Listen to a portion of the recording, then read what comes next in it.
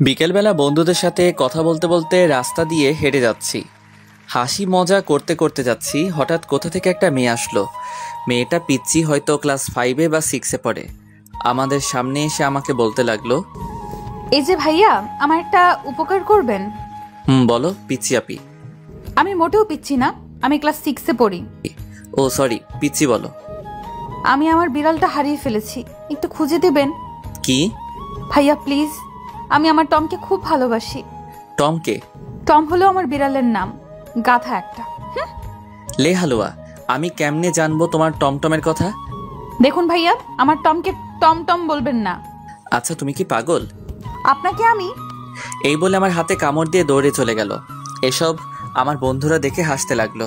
আমি ব্যথায় মা গো বাবা গো বলে চিল্লাচ্ছি, আর হারামি বন্ধুরা দাঁত কেলিয়ে হাসছে।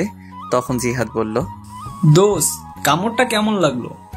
আরে শালা মজা নিস, এদিকে আমি ব্যথায় মরছি। তোর কপাল এটাই ছিল। কি সুন্দর করে কামড় দিল। মেয়েটা এমন কেন করলো রে? তুমি চান্দু মেয়েটাকে পাগল বলবা, আর মেয়েটা তোমায় চুমু দিবে? চুমু দিলে না করি না, আমার মন অনেক বড়, সেখানে সবার জায়গা হবে। সবাইকে বোনের নজরে দেখবি। দেখলি না মেয়েটা তোকে কি সুন্দর করে ভাইয়া ডাকলো। ভাইয়া থেকে জামাই হব, তোদের কথা দিলাম। তার মানে আমাদের লেখক প্রেমে পড়েছে, এটাও সম্ভব? না মানে হাত ব্যথা করছে, চল। কথা এড়িয়ে যাচ্ছিস কেন? তুই ব্যথায় মরে যাওয়ার আগে স্বীকার কর। ঠিক, স্বীকার কর, না হলে ছাড়ছি না। আরে ধুর, রাগ দেখে লাভ নাই চান্দু। প্রেমে পড়ছি, এবার ছেড়ে দে। এরপর হাত ধরে বাসায় চলে যেতে লাগলাম। এবার আমার পরিচয়টা দেই, আমি শাহরিয়ার রহমান। এবার এসএসসি দিব। বাবা মার তৃতীয় সন্তান, আমি ছোট, আমার বড় ভাই আর আপু আছে, বাবা আইনজীবী, মা গৃহিণী। আমি বাসায় গিয়ে কলিং বেল দিলাম, একটু পর ভাবি এসে দরজা খুলে দিল। ভাবি, খুব খিদে পেয়েছে। সোফায় বস, চা আর বিস্কুট দিচ্ছি। আচ্ছা ঠিক আছে মা, কই? রুমে আছে হয়তো।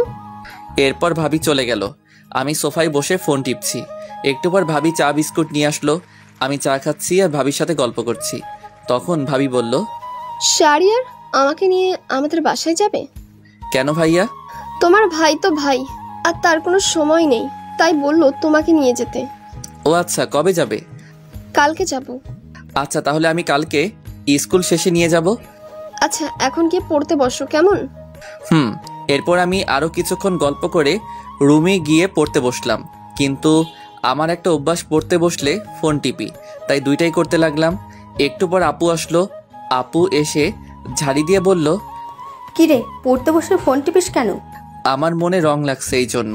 চুপচাপ পড়তে বস। তুই প্রেম কর, যা। থাপ্পড় দিব একটা, সে তোর দুলাভাই হয়।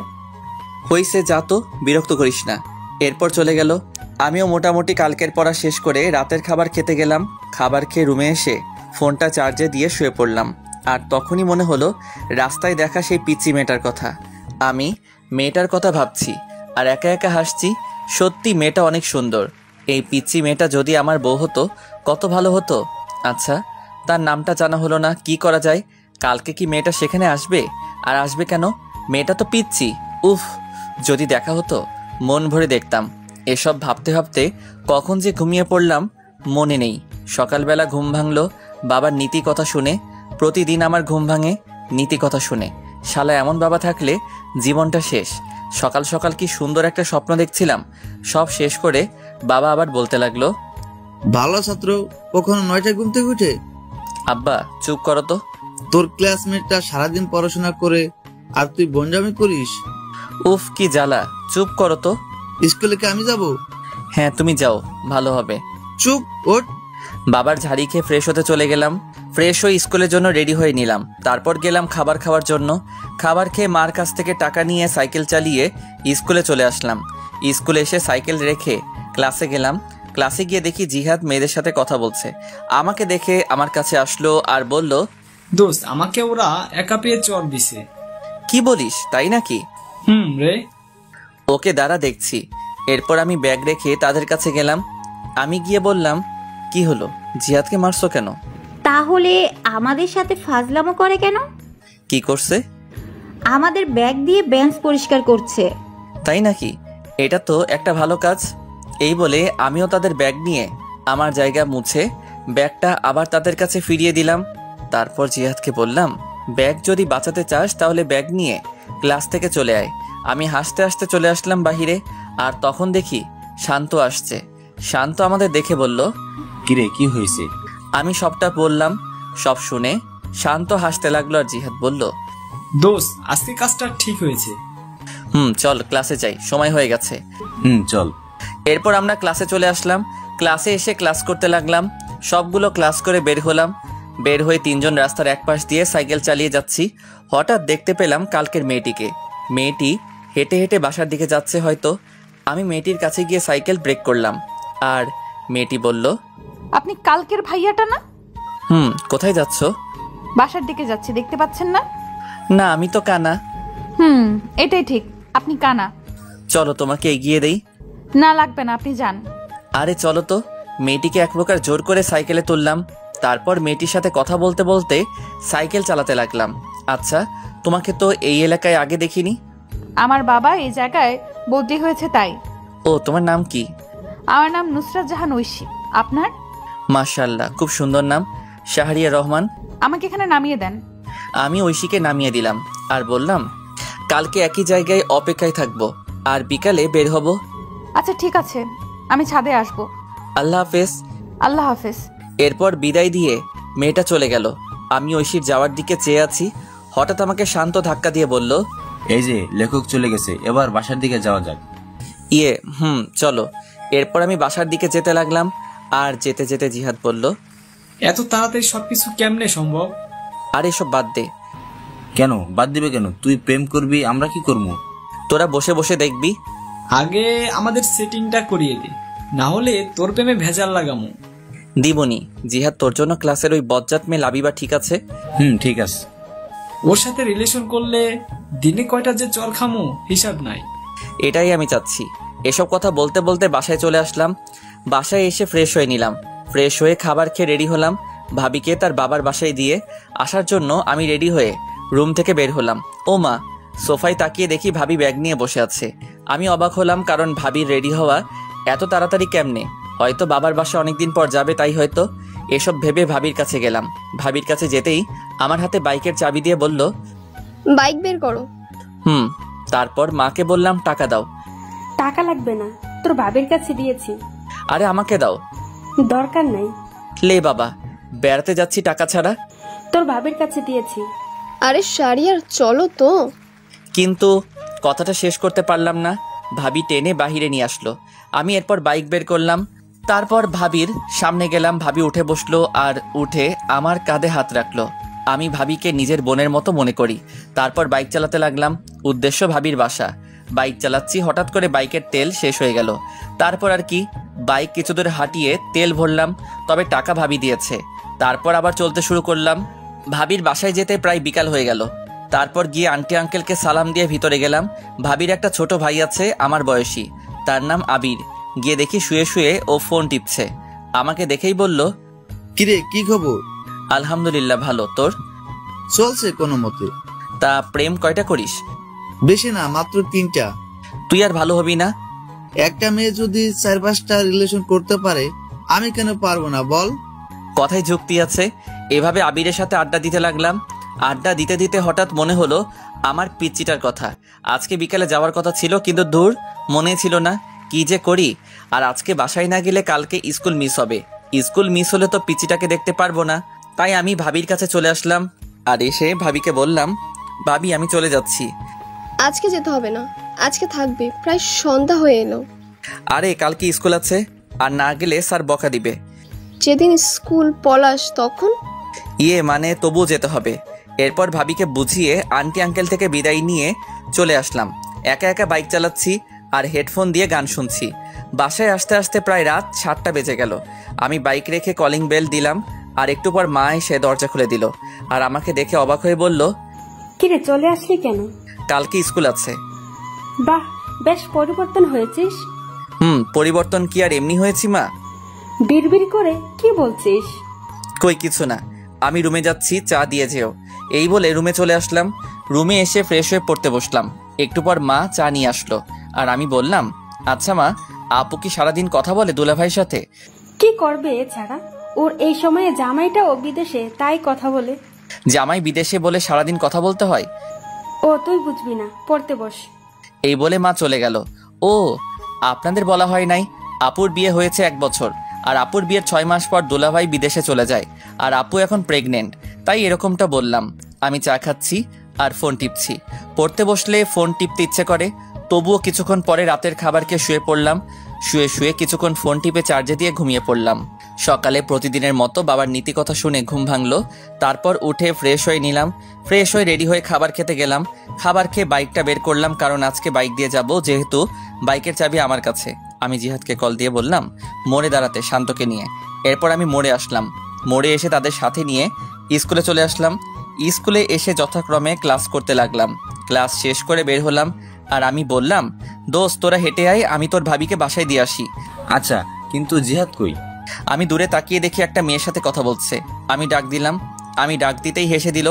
আমাদের বোঝার বাকি রইল না, জিহাদ পটানোর চেষ্টা করছে। আমি শান্তকে বললাম তুই জিহাদকে নিয়ে আয়, আমি যাচ্ছি। ঠিক আছে।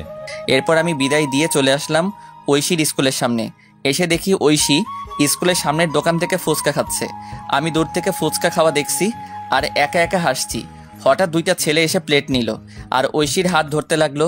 আমি এটা দেখে বাইক নিয়ে ঐশীর সামনে গেলাম আর বললাম উঠো। ঐশী আমাকে দেখে হাসি দিল, তারপর উঠে বসলো। আমি ফুচকার টাকা দিয়ে চলে আসলাম। ছেলেগুলো আর কিছু বলল না। আমি একটা পার্কে নিয়ে আসলাম আর এসে একটা জায়গায় বসলাম।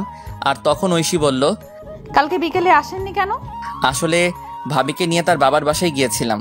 ও আচ্ছা, আমাকে বাসার সামনে নামিয়ে দিয়ে আসেন, দেরি হলে মা বকা দিবে। আচ্ছা, কিছু খাবে? না খাবো না, জানেন মা আমাকে বাসায় একটুও সময় দেয় না, বাবাও না, আমি একা। কেন, আমি আছি তো। আজকে আমি খুব ভয় পেয়েছিলাম। আমি থাকতে তোমার কিছু হবে না, ছায়া হয়ে পাশে থাকবো। আমার বন্ধু হবেন? কি মনে হয়? বন্ধু তাহলে। বাসায় তোমার আম্মু কি করে? সারাদিন ফোনে মিটিং নিয়ে থাকে আর আমাকে একটু একটু বকা দেয়। ও চিন্তা করো না, তোমার ফোন আছে। আমার সময় কাটানোর জন্য বাবা আমাকে গেমস খেলার জন্য কিনে দিয়েছে। তোমার নাম্বারটা দিবা? নাম্বার তো মুখস্থ নাই। তাহলে আমারটা নাও। এই বলে আমি ব্যাগ থেকে কাগজ বের করে নাম্বারটা লিখে দিলাম। এরপর ঐশীকে নিয়ে তার বাসার সামনে নামিয়ে দিলাম। নামিয়ে দিয়ে বিদায় দিয়ে চলে আসলাম। আর আসার সময় বললাম কল দিতে। এরপর আমি জিহাদ আর শান্তর কাছে চলে আসলাম। আমি কিছু দূর আসতেই দেখি শান্ত আর জিহাদ হেঁটে হেঁটে এদিকে আসছে। আমি গিয়ে তাদের সামনে ব্রেক করলাম আর উঠতে বললাম। এরপর ওদের নিয়ে ঘুরতে লাগলাম। কিছুক্ষণ ঘুরে ওদের বাসায় নামিয়ে দিয়ে আমি আমার বাসায় চলে আসলাম। বাসায় এসে ফ্রেশ হয়ে খাবার খেয়ে বিছানায় শুয়ে পড়লাম। আর তখনই আমার ফোনে একটা কল আসলো। আমি ফোনটা বের করে দেখি অচেনা নাম্বার। আমি ফোন রিসিভ করলাম। ওপাশ থেকে বলল আমি ঐশী। ও তুমি? এতক্ষণ তোমার কথাই মনে করছিলাম। কেন? আমাকে তুমি করে না বললে কল কেটে দিব। আচ্ছা তুমি করে বলবো। গুড। খেয়েছো? তুমি? জানো মা যেন কার সাথে কথা বলে। কার সাথে বলে তুমি জিজ্ঞেস করো নাই? করেছি, মা আমাকে বকা দিছে। থাক আর জিজ্ঞেস করো না, তোমার সবকিছু আমাকে বলবা। আচ্ছা তুমি কিন্তু আমি ছাড়ার কারোর সাথে কথা বলবে না। আচ্ছা বলবো না। এখন একটু ঘুমাও। এখন ঘুমালে বিকালে উঠতে পারবো না। তাহলে? আমার সাথে কথা বলতে হবে। এই টাকা নেই তো। আমার এই নাম্বারে ইমু খোলা, কল দাও। আচ্ছা দিচ্ছি। এরপর ঐশী আমার ইমুতে কল দিল আর আমি কথা বলতে লাগলাম। বিকাল পর্যন্ত কথা বললাম। মেয়েটা এত কথা বলতে পারে। এরপর বিকালে বের হলাম আর ফোন দিয়ে জিহাদ আর শান্তকে আসতে বললাম। আমি বের হলাম সাইকেল নিয়ে। তারপর জিহাদ আর শান্তকে নিয়ে ওদের বাসার সামনে আসলাম। আমি এসে কল দিলাম আর বললাম সাদে আসতে। একটু পর সাদে এসে কল দিল। আমি দূর থেকে দেখছি আর কথা বলছি। এভাবে চলে 1টা বছর। আমি এসএসসি দিলাম আর মোটামুটি ভালো রেজাল্ট করলাম। আর এখন ঐশী এখন আমাকে ছাড়া কিছু বুঝে না, কিন্তু এখনো পর্যন্ত ভালোবাসি কথা বলল না। আমি নতুন কলেজে ভর্তি হলাম, 3জন একই কলেজে ভর্তি হলাম। আর আপুর একটা ছেলে হয়েছে আর ভাবিও প্রেগনেন্ট। এইভাবে চলছিল দিনকাল। একদিন আমি ফোন রেখে কলেজে চলে গিয়েছিলাম আর সবার সাথে আড্ডা দিয়ে বিকালবেলা বাসায় ফিরলাম। বাসায় ফিরে ফোন হাতে নিয়ে দেখি 78টা মিস কল। আমি সাথে সাথে কল দিলাম আর কল দিতেই কল ধরলো। ওপাশ থেকে কান্নার আওয়াজ আসছে। আমি বুঝতে পারলাম আমার পিচিটা কান্না করছে। এই তুমি আজকে স্কুলে আসলে না কেন? তোকে আমি সকালে কল দিয়েছি, ধরিস নাই কেন? আসলে ফোন রেখে কলেজে গিয়েছিলাম তাই। তোর উপর রাগ করে স্কুলে যাইনি। সরি, এই কানে ধরছি, আর হবে না। কিন্তু ঐশী কান্না করছেই, এবারের মতো ক্ষমা করো। আজকে আমার জন্মদিন, তাই আজকে আসবা তুমি। আচ্ছা ঠিক আছে। তোমার বন্ধুদের নিয়ে আসবে। এবার হাসো। হয়েছে, পাম দিতে হবে না। পাগলি একটা। এরপর তার সাথে কথা বলা শেষ করে বিকালবেলা বের হলাম। তারপর জিহাদ আর শান্তকে আসতে বললাম আর ওদের নিয়ে মার্কেটে আসলাম। মার্কেটে এসে একটা উপহার কিনলাম, কিনে বের হলাম। তারপর বাইক নিয়ে চলে আসলাম। আমরা বাইক পার্ক করে ভিতরে গেলাম। গিয়ে দেখি ঐশী তার বান্ধবীদের সাথে কথা বলছে। আমাদের আসতে দেখে আমাদের কাছে আসলো আর এসে বলতে লাগলো, এত দেরি হলো কেন? আসলে রাস্তায় অনেক জ্যাম। হয়েছে, আর বলতে হবে না, চলো ভেতরে যাই। চলো। এরপর আমরা ভিতরে গেলাম। ঐশী তার মা বাবার সাথে পরিচয় করিয়ে দিল, কিন্তু আমি ওর মায়ের সাথে কথা বলে তেমন ভালো মানুষ মনে হলো না, একটু অহংকারী। ওর বাবা অনেক ভালো মানুষ, আমাদের সাথে বেশ আড্ডা দিতে লাগলো। এইভাবে চলে গেল বেশ কিছুক্ষণ। তারপর কেক কাটা হলো। কেক কাটার পর ঐশী সবাইকে কেক খাইয়ে দিল। যখন আমার কাছে আসলো তখন কানের কাছে এসে বলল, এখন কেক খান, পরে আপনার কপালে মায়ের আছে, সকালেরটা ভুলিনি। না মানে। এরপর ঐশী আমাকে কেক খাইয়ে দিল, তারপর চলে গেল। তারপর আমরা খাওয়া দাওয়া করলাম, সবাই চলে যেতে লাগলো বিদায় দিয়ে। তাই আমরাও চলে যাওয়ার জন্য আঙ্কেলের কাছ থেকে বিদায় দিলাম। বিদায় দিয়ে ঐশীর কাছে আসলাম। ঐশীর কাছে এসে বললাম, যাচ্ছি তাহলে। তখন আমাকে একটা নীরব জায়গায় টেনে নিয়ে আসলো আর এসে আমাকে কিল ঘুষি মারতে লাগলো। আমি এসব কাণ্ড দেখে একা একা হাসছি। আর কোনো দিন যদি দেখি আমার সাথে এমন করতে। আর করব না, এবার খুশি? খুশি, সাবধানে যেও। এরপর বিদায় দিয়ে চলে আসলাম। আমি জিহাদ আর শান্তকে তাদের বাসায় নামিয়ে দিয়ে আমি আমার বাসায় চলে আসলাম।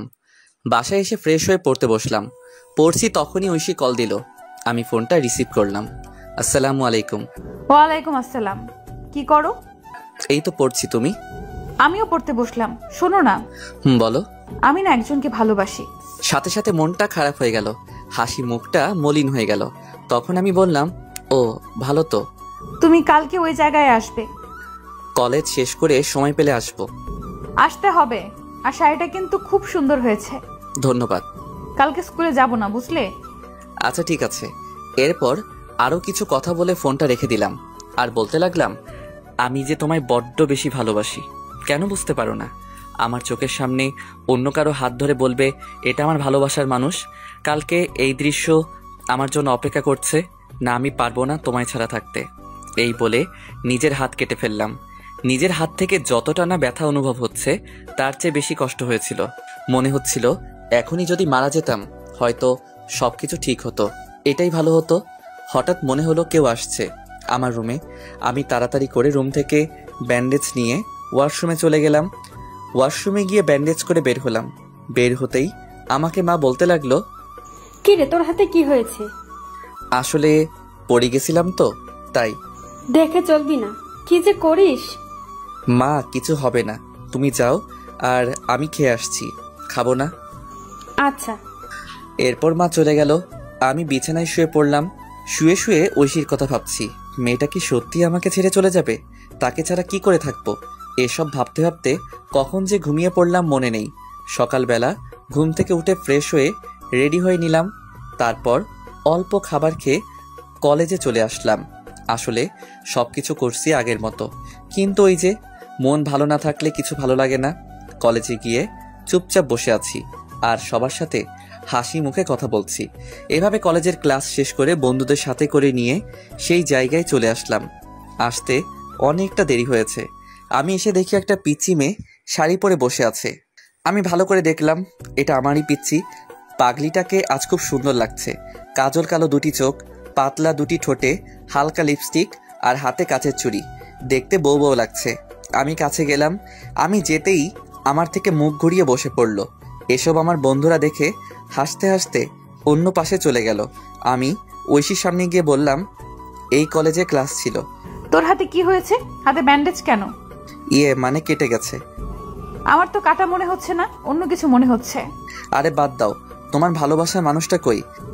কুত্তা, তুই বুঝতে পারিস না আমি তোকে ভালোবাসি? এই বলে আমাকে জড়িয়ে ধরলো শক্ত করে। আমিও শক্ত করে জড়িয়ে ধরলাম। আমি জানি তুমি আমার জন্য পাগলামি করছো। তুমি কি করে বুঝতে পারলে? হার্টে কানেক্টেড, বুঝলে? বুঝতে পারছি, এবার ছাড়ো। না, আর একটু। এটা পার্ক কিন্তু। তখন জিহাদ বলতে লাগলো, সবাই ফ্রিতে সিনেমা দেখছে। আমি কথাটা শুনে ছেড়ে দিলাম। আর ঐশী বলল, আমার চকলেট কই? মনে নেই। কি? যাওয়ার সময় কিনে দিব। এবার খুশি? এবার চলো একটু ঘুরবো। এরপর জিহাদ আর শান্ত চলে গেল। তাদের নাকি বাসায় কাজ আছে। আমি ঐশীকে নিয়ে বিকাল পর্যন্ত ঘুরে তাকে একটা রিকশায় তুলে দিয়ে বাসায় চলে আসলাম। বাসায় এসে আপু ঝাড়ি দিতে শুরু করলো। কলেজ কি মাত্র শেষ হলো? আড্ডা দিছি। এত আড্ডা কিসের? আমি কোনো কথা না বলে রুমে গিয়ে ফ্রেশ হয়ে নিলাম। তারপর মাকে বললাম খাবার দিতে। এরপর আমি খাবার খেয়ে ছাদে এসে ঐশীকে কল দিলাম। কল হতেই কল ধরলো। আমি ঐশীর সাথে কথা বলতে লাগলাম। এইভাবে চলছিল আমাদের দুষ্টু মিষ্টি ভালোবাসা। 2 বছর পর আমি ইন্টার পরীক্ষা দিয়ে বেকার বসে আছি, আর ওদিকে ঐশী এবার ক্লাস 9-এ উঠেছে। তাই সারাদিন ঐশীর সাথে কথা বলি। একদিন রাতে ঘুমিয়ে আছি, হঠাৎ আমার ফোনে কল আসলো। আমি ফোনটা হাতে নিয়ে দেখে ঐশী ফোন দিয়েছে। আমি ঘুম ঘুম চোখে রিসিভ করলাম। রিসিভ করতেই ওপাশ থেকে কান্নার শব্দ ভেসে আসলো। আমি কান্নার শব্দ পেয়ে বিছানা থেকে উঠে বসলাম আর বলতে লাগলাম, এই কান্না করছো কেন? আমাকে বাঁচাও, আমার মা বাবা আমাকে মেরে ফেলবে। মানে কি বলো? তুমি এখন কোথায়? আমি এখন এই জায়গায় লুকিয়ে বসে আছি, বাবা মা আমাকে খুঁজছে। আমি এখনই আসছি।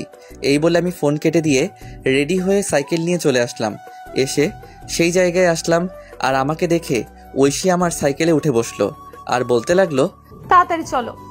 আমি তাড়াতাড়ি সাইকেল চালাতে লাগলাম। তখন একবার পিছনে তাকিয়ে দেখি একটা গাড়ি জোরে আমাদের দিকে আসতে লাগলো। আর তখন ঐশী বলতে লাগলো, এই তারা এসে পড়লো, তাড়াতাড়ি যাও। আমি সাইকেল জোরে চালাতে লাগলাম আর সোজা স্টেশনে আসলাম। দেখি একটা ট্রেন ছেড়ে যাচ্ছে। আমি সাইকেল থেকে নেমে ঐশীকে নিয়ে চলন্ত ট্রেনে উঠে পড়লাম। আর তাকিয়ে দেখি ঐশীর বাবা মা গাড়ি থেকে নেমে বলতে লাগলো, দেখ মেয়েটা চলে গেল, এবার সবকিছু পুলিশকে না বললেই হয়। এদিকে আমি ট্রেনে উঠে হাঁপাতে লাগলাম আর ঐশীও হাঁপাতে লাগলো। আমি ট্রেনের ভিতরে গেলাম আর একটা ফাঁকা জায়গা দেখে ঐশীকে নিয়ে বসে পড়লাম। অনেকক্ষণ চুপ থাকার পর আমি বললাম, কি হয়েছে আমাকে সব বলো। শুরু তাহলে। বাবা মা রাতের বেলায় আলোচনা করছিল। আমি তোমার সাথে কথা বলে পানি খাওয়ার জন্য টেবিলে আসলাম।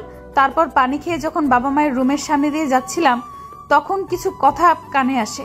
কথাগুলো এমন ছিল, ওরা নাকি আমার কাকা কাকি। আমার যখন 1 বছর ছিল তখন নাকি আমার বাবা মা মারা যায় অ্যাক্সিডেন্টে। আর আমার বাবার সব সম্পত্তি আমার নামে হওয়ায় আমার কাকা কাকি আমাকে লালন পালন করছে। আর কালকে নাকি আমাকে জোর করে দলিলে সাইন করাবে, আর সাইন না করলে মেরে ফেলতে পারে। পরে আমি এসব শুনে ফোন নিয়ে আর ব্যাগ গুছিয়ে লুকিয়ে বাইরে এসে তোমাকে কল দিলাম। ও আচ্ছা, কিন্তু আমি তো কিছু নিয়ে আসি নাই, আর এখন তো তোমাকে নিয়ে চিন্তা হচ্ছে। আমার বাসা থেকে 10,000 টাকা আর কিছু আমার অলংকার নিয়ে আসছি। তার মানে আমরা পালিয়ে যাচ্ছি? যেটা মনে করো। আচ্ছা, কি আর করার। তখনই একটা লোক এসে ট্রেনের টিকিট দেখতে চাইলো, কিন্তু আমাদের কাছে তো টিকিট নেই, তাই ভাড়া দিলাম আর সাথে জরিমানাও দিলাম। এরপর লোকটা আমাদের হাতে টিকিট দিয়ে চলে গেল আর বলে গেল কেউ আসলে এটা দেখাতে। আমিও বিদায় দিলাম। আমি টিকিট দেখে দেখি এটা রাজশাহী যাওয়ার টিকিট, তার মানে আমরা রাজশাহী যাচ্ছি। তখনই ঐশী বলল, এই খুব ঘুম পাচ্ছে। ঘুমাও। ঐশী আমাকে জড়িয়ে ধরে ঘুমিয়ে পড়লো। আমিও কখন যে ঘুমিয়ে পড়লাম মনে নেই। ঘুম ভাঙলো ঐশীর ডাকে, এই আমরা চলে আসছি, ওঠো। তারপর আমরা ট্রেন থেকে নেমে কোথায় যাব কিছু বুঝতে পারছি না। আগে একটা বাসা ঠিক করা দরকার। তারপর স্টেশন থেকে বেরিয়ে এক পাশ দিয়ে হাঁটতে লাগলাম। হঠাৎ চোখ পড়লো একটা লিফলেটের উপর লেখা বাসা ভাড়া দেওয়া হবে। আমি লিফলেটের নিচে থাকা নাম্বারে কল দিলাম। কিছুক্ষণ কল হতেই কল ধরলো। আসসালামু আলাইকুম। ওয়ালাইকুম আসসালাম। জি, বাসা ভাড়ার জন্য ফোন দিলাম। ও, বিবাহিত ছাড়া ভাড়া দেওয়া হয় না? জি, আমরা বিবাহিত। তাহলে এখন তো সকাল 7টা বাজে, আপনি 10টায় আসেন আর সাথে করে বিয়ের কাবিননামা নিয়ে আসবেন। জি আচ্ছা, ধন্যবাদ আপনাকে। এরপর ফোন কেটে দিলাম। ফোন কেটে দিয়ে ঐশীকে বললাম বিয়ে করা লাগবে। চলো কাজী অফিসে। আরে সাক্ষী লাগবে না, টাকা দিলে সব হয়, চলো তো। এরপর একজনকে জিজ্ঞেস করে কাজী অফিসের দিকে যেতে লাগলাম। তারপর পৌঁছে গেলাম। গিয়ে দেখি আমাদের মতো আরো এক কাপল বিয়ে করার জন্য আসছে। আমাদের দেখে ওখানের ছেলে বলল, ভাই কি বিয়ে করবেন? ভাই কেন? আপনি আমার বিয়ের সাক্ষী হয়ে যান আর আমি আপনারটা। আচ্ছা। কাজীকে বুঝতে দিবেন না আমাদের মধ্যে পরিচয় নেই, না হলে বেশি টাকা চাইবে। ওকে। এরপর আমরা ভিতরে গেলাম। ভিতরে গিয়ে একে একে বিয়েটা সেরে ফেললাম। বিয়ে শেষ করে প্রমাণস্বরূপ ফোনে পিক তুলে নিলাম। তারপর বিদায় দিয়ে আমরা আমাদের মতো চলে আসলাম। আর তখন ঐশী বলল, এই খুব খিদে পেয়েছে। আমারও খুব খিদে পেয়েছে, চলো। আমরা একটা রেস্টুরেন্টে আসলাম আর সকালে নাস্তা করে সেই লোকের দেওয়া ঠিকানায় চলে আসলাম। আর এসে লোকটাকে আবার কল দিলাম, আঙ্কেল আমি আপনার বাসার সামনে দাঁড়িয়ে আছি। আচ্ছা দাঁড়াও, আসছি। একটু পর একটা লোক আসলো। চলো তোমাদের রুমটা দেখাই। এরপর লোকটা আমাদের রুম দেখাতে লাগলো আর বলল, ভাড়া 3000 টাকা সব মিলিয়ে। ও আচ্ছা, তা আঙ্কেল আমরা আজকে উঠবো? আচ্ছা, সমস্যা নেই। আমি আঙ্কেলকে 2000 টাকা দিয়ে দিলাম। উনি বেশ খুশি হলো। তারপর আমার হাতে চাবি দিয়ে চলে গেল। আমি আর ঐশী মিলে রুমটা পরিষ্কার করতে লাগলাম। আর ঐশী বলল, এই তুমি বাজারে যাও আর এই জিনিসগুলো নিয়ে আসো। টাকা কত আছে? আছে 5000 টাকা। এগুলোতে হবে? শোনো, বাজার করবা আর রান্না করার জন্য হাঁড়ি, পাতিল আর 2টা প্লেট আর বিছানার জিনিসপত্র যা যা লাগে নিয়ে আসবে। ফ্লোরে বিছানা করবা, তাহলে চকির টাকাটা সেভ হবে। যাও তুমি। এরপর আমি একটা কাগজে লিখে চলে আসলাম বাজারে। এসে সবকিছু কিনতে লাগলাম আর আমার জন্য কিছু মার্কেট করলাম বাসায় পরার জন্য। ঐশীর কাপড় নিয়ে আসছে, তাই তার জন্য করতে হলো না। এসব কিনে বাসায় আসতে দুপুর হয়ে গেল। দুপুরে বাসায় এসে আমি সবকিছু গোছাতে লাগলাম আর ঐশী রান্না করতে গেল। আমি জানি ঐশী তেমন কোনো রান্না পারে না। পিচ্ছি একটা মেয়ে, মাত্র ক্লাস 9-এ উঠলো। আমি সবকিছু গুছিয়ে রান্নাঘরে গেলাম। গিয়ে দেখি পাগলিটা আমার জন্য ডিম ভাজি করছে। আমি গিয়ে পিছন থেকে জড়িয়ে ধরলাম আর ঐশী বলল, এই যে এখন গোসল করে আসো, তারপর খাবার খাবে। কি ডিম ভাজি করেছো? আসলে আমি ডিম ভাজি ছাড়া আর কিছুই পারি না। দূর পাগলি, আমার সমস্যা হবে না। তারপর গোসল করতে গেলাম। গোসল শেষ করে বের হয়ে দেখি পাগলিটা আমার জন্য খাবার নিয়ে বসে আছে। আমিও গিয়ে বসে পড়লাম। খাইয়ে দাও। তুমি পিচ্ছি যে খাইয়ে দেব? আমি পিচ্ছি, আমাকে খাইয়ে দাও। ও তাই? এরপর আমি ঐশীকে খাইয়ে দিতে লাগলাম। ঐশীও আমাকে খাইয়ে দিতে লাগলো। খাওয়া দাওয়া শেষ করে বিছানায় শুয়ে পড়লাম। আমি শুয়ে শুয়ে ভাবছি আমাকে কোনো কাজ করতে হবে। যেভাবে হোক। তখনই ঐশী আসলো। সোজা আমার বুকে এসে বলল, এই আমার না পড়াশোনা করে ডাক্তার হতে ইচ্ছে করে। ঠিক আছে, আমি তোমার স্বপ্ন পূরণ করব ইনশাল্লাহ। এবার চুপ করে ঘুমিয়ে পড়ো। মাথায় হাত বুলিয়ে দাও। আচ্ছা, এবার তো ঘুমাও। এরপর ঐশী আমাকে মাথায় হাত বুলিয়ে দিতে লাগলো। আমি কখন যে ঘুমিয়ে পড়লাম মনে নেই। যখন ঘুম ভাঙলো তখন দেখি পাগলিটা আমাকে জড়িয়ে ধরে ঘুমিয়ে আছে। আমি ডাক দিলাম না। ঠোঁটের উপর চুলগুলো এসে দোলা দিচ্ছে। আমি আর লোভ সামলাতে পারলাম না, দখল করে নিলাম ঐশীর ঠোঁটগুলো। একসময় ঐশীও আমাকে রেসপন্স দিতে লাগলো। আমি তার রেসপন্স পেয়ে পাগলের মতো চুমু দিতে লাগলাম। আমি পাগলের মতো আদর করেই যাচ্ছি, কিন্তু একসময় মনে হলো কাজটা ঠিক হচ্ছে না। ঐশী এখনো ছোট, তাকে এই সময় এটা করা ভালো হচ্ছে না। আমি আদর করা বাদ দিয়ে শক্ত করে জড়িয়ে ধরলাম। আর আমার এসব অবস্থা দেখে ঐশী বলল, এই কি হলো? এটা ঠিক হচ্ছে না। কেন? আমি তোমার বিয়ে করা বউ। যদি বাচ্চা পেটে আসে তাহলে তুমি নিজেকে সামলাবে নাকি পেটের বাচ্চাকে সামলাবে? কিন্তু আমি যে চাই। আগে তুমি বড় হও সেদিন। আমি এখন যথেষ্ট বড় হয়েছি। আরো বড় হতে হবে। কলেজে উঠো তারপর। এতদিন পারবা না থাকতে? চুপ। আর একটা ওর কথা না। আমি বাহিরে যাব। কেন? কালকে তোমার স্কুলে ভর্তি করতে যাব আর কাজ খুঁজতে। আমার গলার হারটা নিয়ে যাও, না হলে ভর্তি হব কিভাবে? কিন্তু এটা কি ভালো হবে? শোনো, টাকা হলে সব কিনতে পারবো। এরপর আর কি, আমি উপর থেকে উঠে রেডি হয়ে নিলাম। রেডি হয়ে এটা নিয়ে বেরিয়ে পড়লাম আর একটা দোকানে এসে এটা বিক্রি করলাম। বিক্রি করে মোট 7000 টাকা পেয়েছি। তারপর একটা স্কুলে গেলাম। স্কুল অনেক আগে ছুটি হয়েছে। দেখি অফিস রুম খোলা আছে। আমি অফিসের ভিতরে গিয়ে ভর্তির বিষয়ে কথা বললাম। তারপর হেড স্যার বললেন কালকে নিয়ে আসতে। তারপর আমি বেরিয়ে আসলাম। বেরিয়ে এসে একটা চায়ের দোকানে আসলাম। এসে চাচাকে চা দিতে বললাম। চাচা চা দিল আর তখনই একটা লোক এসে চাচাকে খারাপ ভাষায় গালি দিতে লাগলো আর চাঁদা দিতে বলল। চাচা প্রথমে না করলো, কিন্তু লোকটা শুনলো না আর লোকটা চাচাকে একটা থাপ্পড় দিল। আমি সাথে সাথে লোকটাকে মারতে লাগলাম। একসময় লোকটা দৌড়ে চলে গেল আর চাচা আমাকে বলল, বাবা তোমায় কি বলে ধন্যবাদ দিব? আরে চাচা কি বলেন, আপনি আমার বাবার মতো। বসো বাবা, তোমাকে তো এই এলাকায় আগে কখনো দেখিনি। জি, আমি এই এলাকায় নতুন। ও আচ্ছা, বসো চা খাও। আচ্ছা চাচা, কোনো কাজ আছে? বেকার বুঝি? জি চাচা, যে কোনো কাজ হলেই চলবে। তুমি তো ভালো ঘরে ছিলে, তোমাকে কি সিএনজি চালাতে বলা যায়? সমস্যা নেই চাচা, সিএনজি চালাতে পারবো। চলো তাহলে আমার সাথে। এরপর চাচা আমাকে নিয়ে একটা সিএনজি গ্যারেজে আসলো আর এসে কথা বললে আমার হাতে সিএনজি এর চাবি দিল আর একটা লোক এসে আমাকে সিএনজি চালানো শিখিয়ে দিল। এসব করতে করতে সন্ধ্যা হয়ে গেল। তাই ভাবলাম প্রথমবার একটা ভাড়া মেরে আসি। যেই ভাবা সেই কাজ। আমি বেরিয়ে পড়লাম সিএনজি নিয়ে। একটা মোড়ে এসে বসে আছি। হঠাৎ একটা মহিলা আসলো আর বলল, এই জায়গা যাবে? আমি বললাম, জি ওঠেন। মহিলাটি উঠলো। আমি বললাম, আমি তো তেমন চিনি না, আপনি একটু দেখিয়ে দিলে ভালো হতো। ওকে, সমস্যা নেই। এরপর মহিলাটা আমাকে রাস্তা দেখিয়ে দিল। আমি মহিলাটির জায়গায় নামিয়ে দিলাম। তারপর মহিলাটি আমাকে 100 টাকা দিল। আন্টি, আমি তো ভাড়া জানি না। আরে ভাড়া 80 টাকা, আর তুমি 100 টাকা রেখে দাও। না আন্টি, আমার কাছে 20 টাকা আছে, নিন। এই বলে আমি 20 টাকা দিয়ে চলে আসলাম। এভাবে রাত 10টা পর্যন্ত ভাড়া মারলাম। মোট 400 টাকা ভাড়া মারলাম। তারপর সিএনজি জমা দিলাম আর 150 টাকা সিএনজির মালিককে দিয়ে আমি বাসায় চলে আসলাম।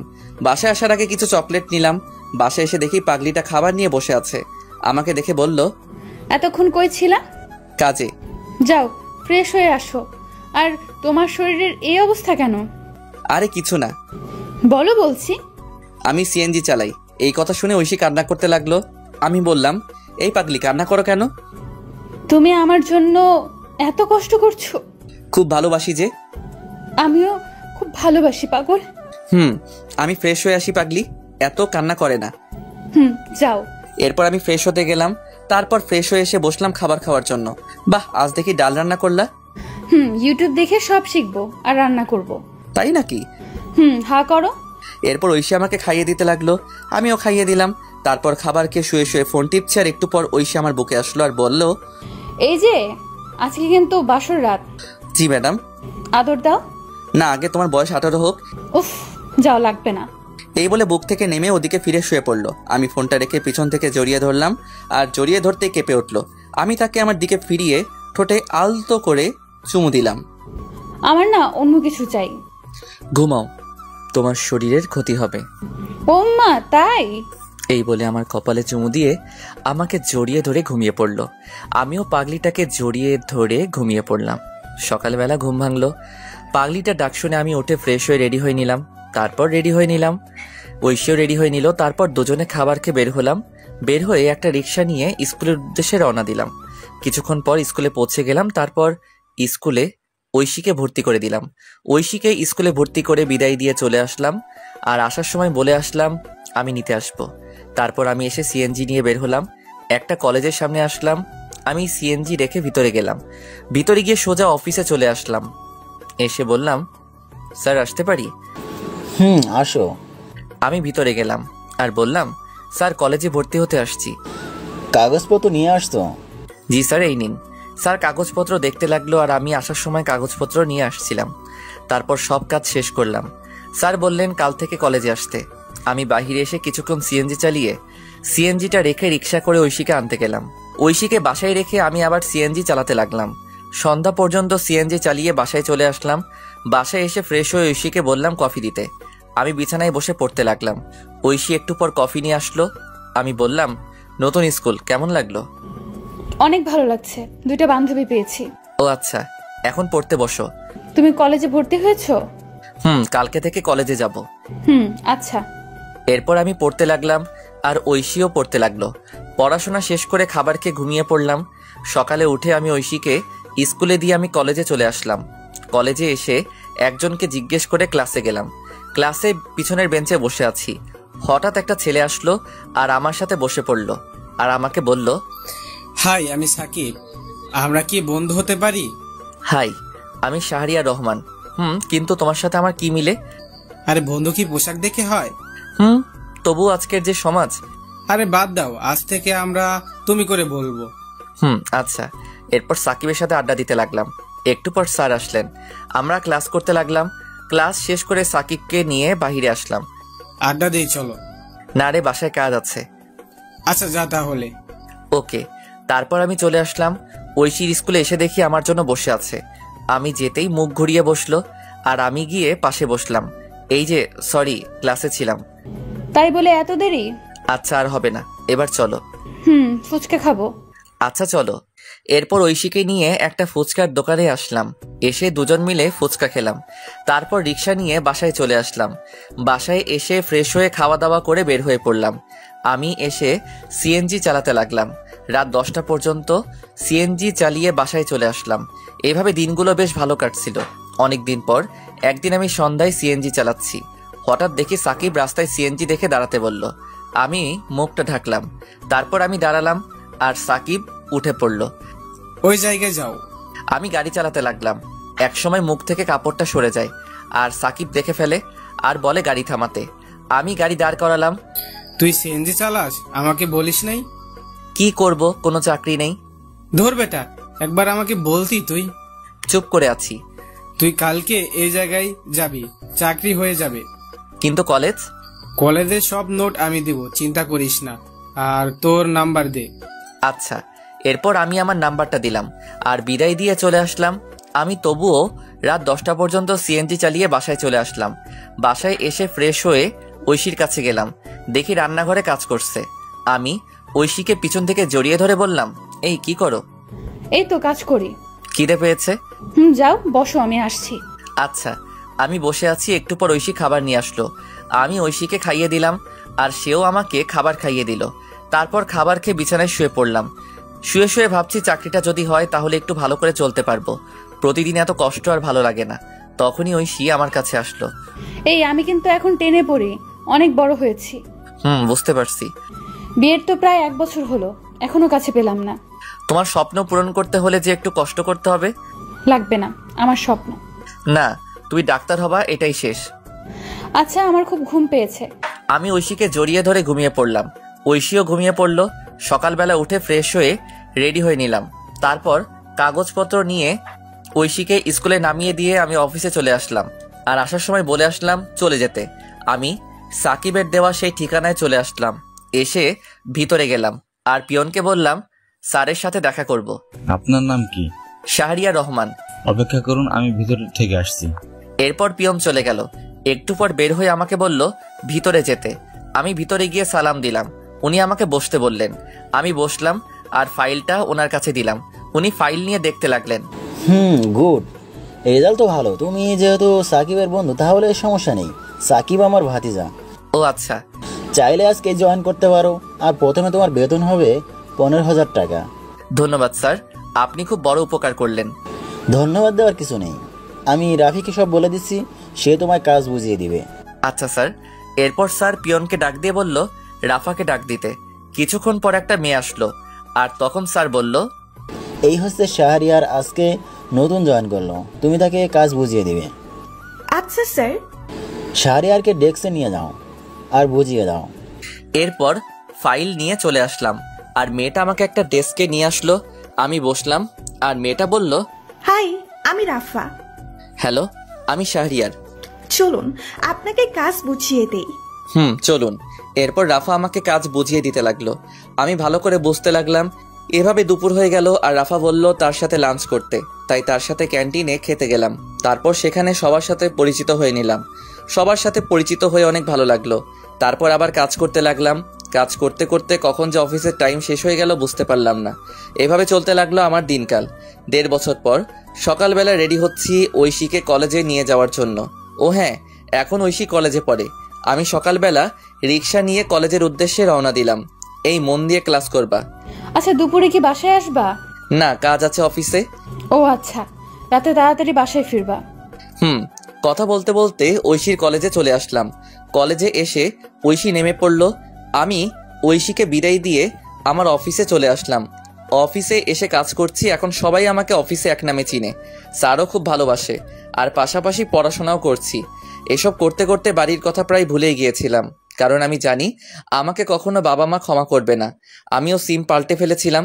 অফিসে কাজ করছি, তখন পিয়ন আসলো আর আমাকে বলল, স্যার বলেছে লাঞ্চের পর ওনার সাথে মিটিং এ যেতে। আচ্ছা ঠিক আছে। তারপর পিয়ন মামা চলে গেল।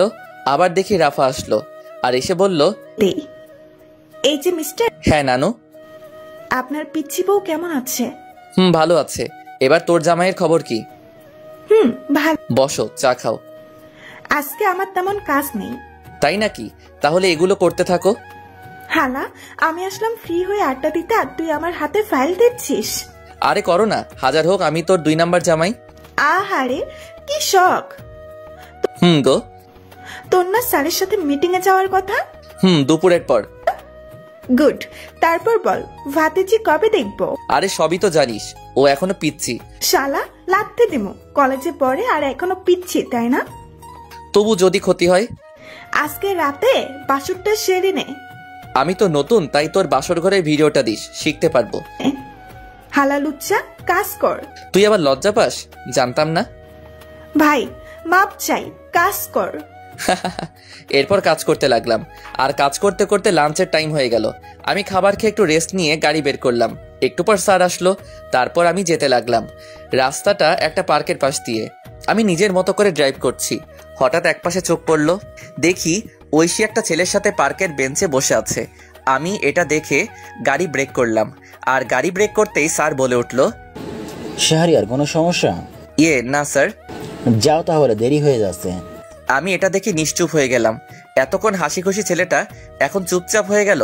নিজের প্রিয় মানুষকে অন্যের পাশে দেখবো সেটা কখনোই ভাবতে পারিনি। ওইদিকে ঐশী, আচ্ছা সানি, আমরা তো বন্ধু তাই না? আর শোনো, তোমায় কিছু কথা বলবো। বলো। তোমার সাথে কি শাহরিয়ার ভাইকে মিলে তোমার চেয়ে কত বছর বড়, আর তুমি যদি ডাক্তার হও তাহলে কি তোমার সাথে যায়?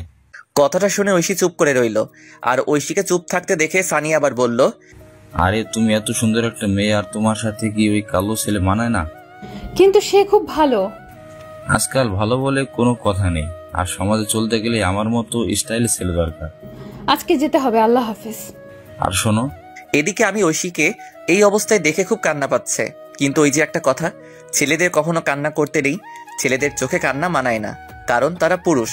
যে ছেলেটা বাসায় কোনো কাজ করে না কিন্তু পরিস্থিতির শিকার হলে সবকিছু করতে পারে, হ্যাঁ এটাই ছেলে। একটা ছেলে কখনো তার ভালোবাসাকে পরিবারের জন্য ছেড়ে যায় না, কিন্তু একটা মেয়ে পরিবারের জন্য ঠিকই চলে যায়। হয়তো আপনারা বলতে পারেন ছেলেরা কি তার পরিবারকে ভালোবাসে না, কিন্তু দিন শেষে দেখবেন একটা ছেলে পরিবারকে যেমন ভালোবাসে ঠিক তেমনি প্রিয় মানুষটিকেও ভালোবাসে। যার জন্য নিজের পরিবার ছাড়লাম, সবকিছু ছেড়ে তাকে নিয়ে চলে আসলাম। আর সেই ঐশী একটা ছেলের সাথে পার্কে, না এটা কি করে মেনে নেওয়া যায়। আমি কোনো মতে মিটিং শেষ করে সন্ধ্যায় নদীর পাড়ে চলে আসলাম। নদীর পাড়ে এসে বসে বসে কান্না করতে লাগলাম, যার জন্য নিজের লাইফ পরিবর্তন করলাম।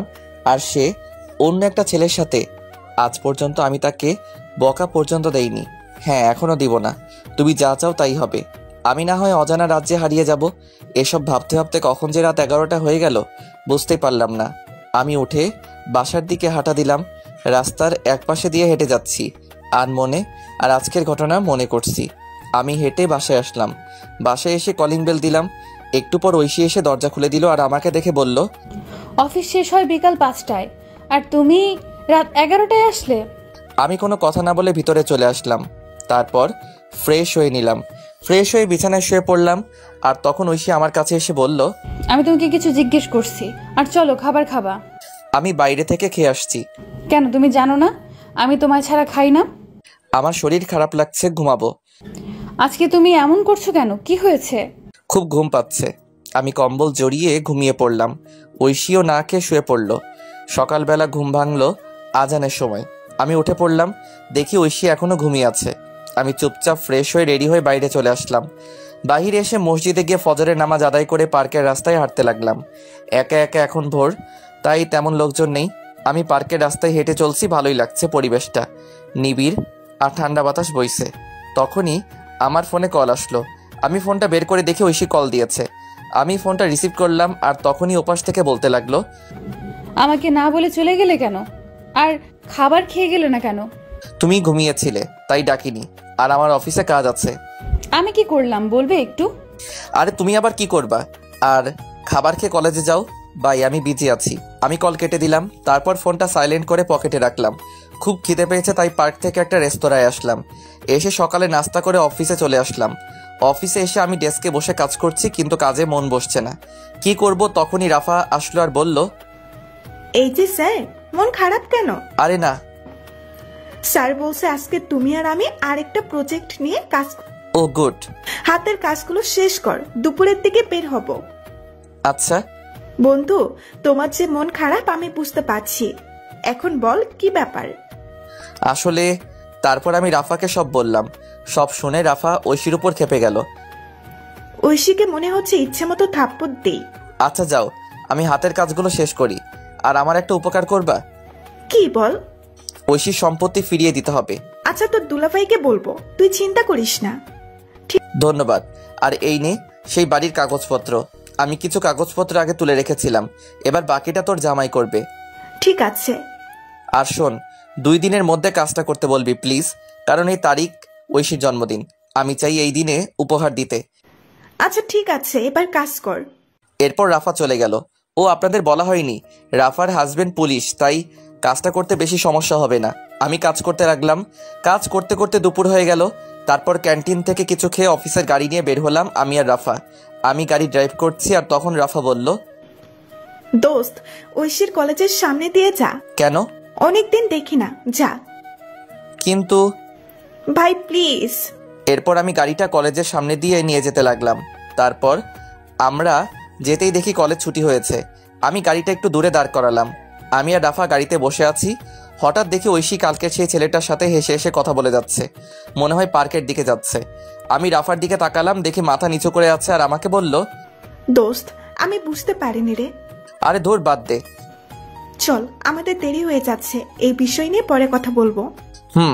এরপর আমি আমাদের কাজের উদ্দেশ্যে যেতে লাগলাম। ওদিকে ঐশী আর সানি হেঁটে হেঁটে পার্কে চলে গেল। পার্কে তারা একটা জায়গায় বসলো। আর তখন সানি বলল, একটা কথা বলবো। বলো। আমি তোমায় খুব ভালোবাসি। কিন্তু এটা হয় না। তুমি আমার কাছে চলে আসো। আর শাহরের মনে হয়তো বাবার সম্পত্তির জন্য এমন করেছে। না, কিন্তু চলো দুজন মিলে শুরু থেকে শুরু করি। আমাকে সময় দাও কয়েকদিন। আচ্ছা শোনো, আমি তোমাদের জন্য ডিভোর্স লেটার তৈরি করব। আমার কাকা উকিল। এত তাড়াতাড়ি না, আমি বললে তারপর। আচ্ছা চলো, তোমাকে এগিয়ে দিয়ে আসি। না লাগবে না, আমি রিক্সা নিয়ে চলে যাব। ঠিক আছে। এদিকে আমি মিটিংয়ে বসলাম। মিটিং শেষ হলো বিকালে। তারপর আরো কিছু কাজ করে সন্ধ্যাবেলায় অফিসে আসলাম। তারপর কাগজগুলো রেখে স্যারের রুমে গেলাম। স্যার আসবো? আসো, তোমার জন্য অপেক্ষা করছি। আমি গিয়ে ফাইল জমা দিলাম আর স্যার দেখতে লাগলো। কিছুক্ষণ পর স্যার বলল, গুড, তোমার জন্য আমাদের কোম্পানি কাজটা পেয়েছে। স্যার এই কোম্পানির আরেকটা শাখা আছে না? আছে, এটা তো রাঙামাটি। কেন? স্যার আমাকে ট্রান্সফার করে দিন রাঙামাটি প্লিজ। কিন্তু কেন? স্যার এমনি, ওখানে একা থাকতে চাই, প্লিজ স্যার। আচ্ছা ঠিক আছে, আমি তোমাকে এই অফিসের ম্যানেজার হিসেবে পাঠাচ্ছি। আর ওখানে একটা লোক দরকার। স্যার সাকিব কবে দেশে আসবে? আরও নাকি 2 বছর থাকবে। ও আচ্ছা স্যার, আমি 2 দিন পর যাব, আপনি ব্যবস্থা করে দিন। আচ্ছা, তোমার ম্যাডাম কিন্তু যেতে বলেছে, সবসময় তোমার কথাই বলে। স্যার যাওয়ার আগে দেখা করে যাব, চলুন বাসার দিকে যাই। চলো। এরপর স্যারকে নিয়ে বাসার উদ্দেশ্যে রওনা দিলাম। ড্রাইভার আমাকে আমার বাসার সামনে নামিয়ে দিয়ে স্যারকে নিয়ে চলে গেল। আমিও চলে আসলাম বাসায়। বাসায় এসে কলিং বেল দিলাম। একটু পর ঐশী এসে দরজা খুলে দিল। আমি কোনো কথা না বলে ফ্রেশ হতে চলে গেলাম। আমি ফ্রেশ হয়ে এসে দেখি ঐশী দাঁড়িয়ে আছে। তাকিয়ে দেখি প্রচুর রেগে আছে, কিন্তু আজ কেন জানি ওর রাগ আমার কাছে ভালো লাগছে না। আগে থাকলে হয়তো আমি রাগ ভাঙাতাম। আমি শুয়ে পড়লাম আর ঐশী এসে বলল, কি হয়েছে? কিছু না। আমার ভুলটা কোথায়? আরে তুমি কেন ভুল করবা? তাহলে আগের মতো আদর করো না কেন? আর খাবার খাও না কেন? আচ্ছা খাবার দাও। আসো। তারপর ঐশী খাবার দিল। আমি উঠে বসলাম আর খাবার খেতে লাগলাম। অল্প খাবার খেয়ে শুয়ে পড়লাম আর তখন বলল, আমাকে একবার বললে না আমি খেয়েছি কিনা? সরি, মনে ছিল না। আমার খুব ঘুম পাচ্ছে, ঘুমাবো। ঐশী কান্না করছে। আমি মনে মনে বলতে লাগলাম, কেন এই মিথ্যে নাটক করছো? সরাসরি বলে দিলেই তো পারো। আমি আর তোমাকে বেশি দিন জ্বালাবো না। তোমার জন্মদিনের শ্রেষ্ঠ উপহার আমি দিব, যেটা তুমি চাচ্ছ, তবে সারা জীবন দূর থেকে ভালোবাসবো।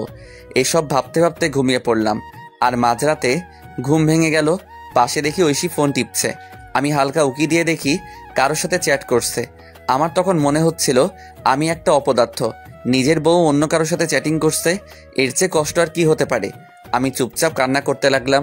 নিজের সবটা দিয়ে ঐশীকে ভালোবেসেছিলাম, কিন্তু ঐশী এতটা নিচে নামতে পারে আমি কখনো কল্পনা করতে পারিনি।